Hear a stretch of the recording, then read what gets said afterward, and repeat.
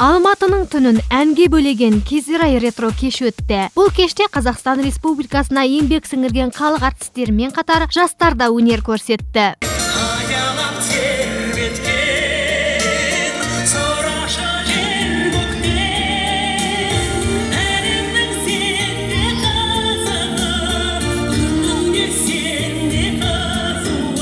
Ең бастысы халық жиі сағынатын, аңсайтын, асыға күтетін ретро әндер жүректен жүрекке жетті. Ал халық артистері ескі әндердің насихаты өткенді ұмыттырмау деп түсінеді.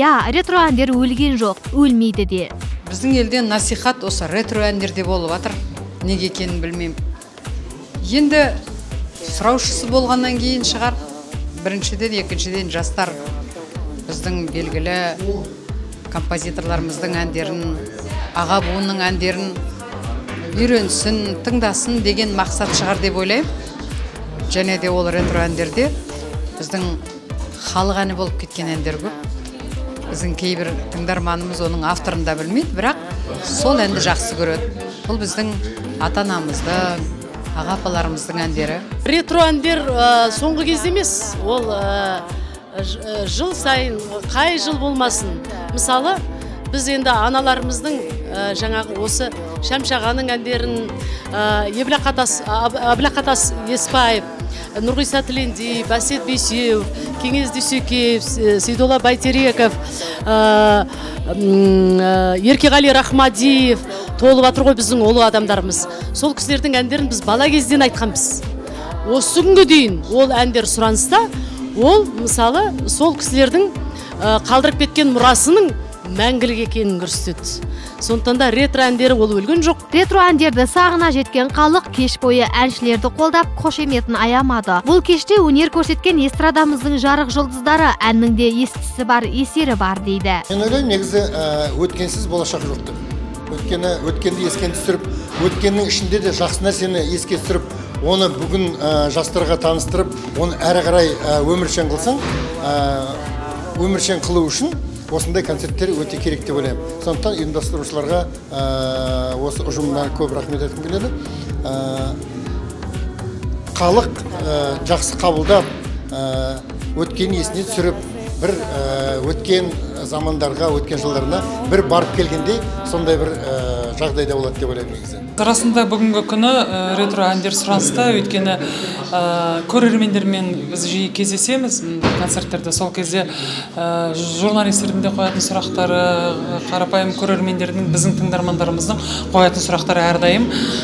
Қазір көбінесе мағынасыз әндер, жастардың айтатыны тек бір махаббаттың аян төңірегінде жүреді, тек бір жылап еңіреп жүретін махаббаттар болып кетті деп айтады. Бұрынғы біздің әндер қайда деп расында да сұрайды.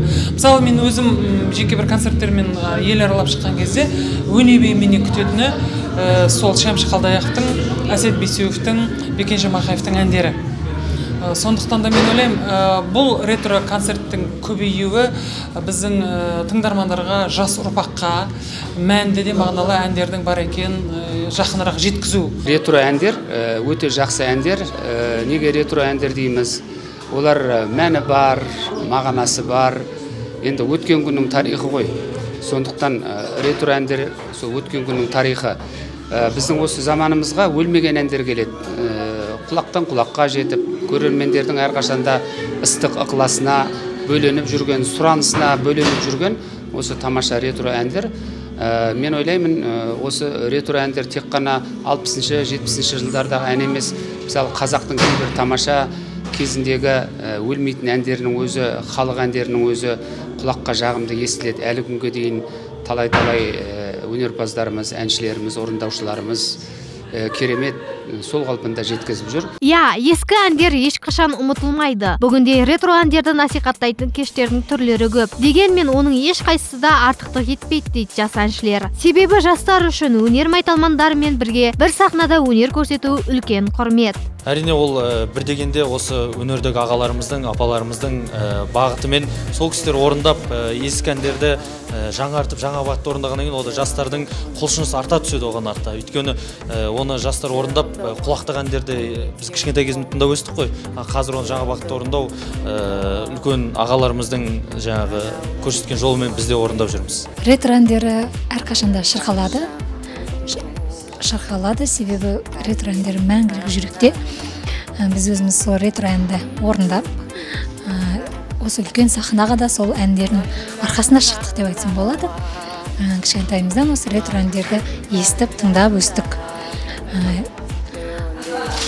Мен ойлаймын, ретро концерті жылына 300 берсе де халық толады, себебі ретро әндерінің орны бөлек, мағынасы бар, мәні бар.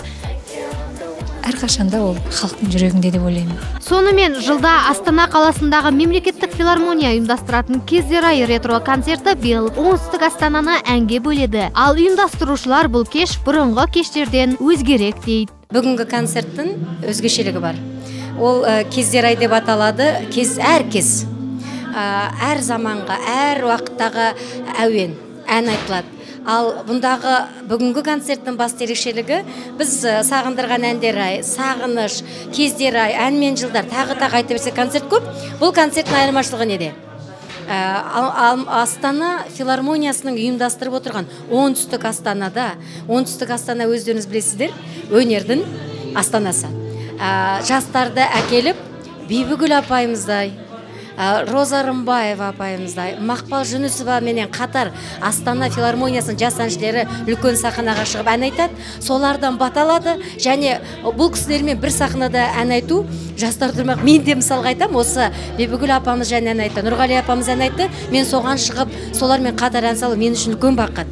Ретро әндер қашанда сұраныста. Халық барда өнер ешқашан өлмей анық. Әсем, мән мағыналы әндер енді халықты көп сағындыра қоймас. Келесі кештерде ретро әндерді бірге шырқағанша дейміз.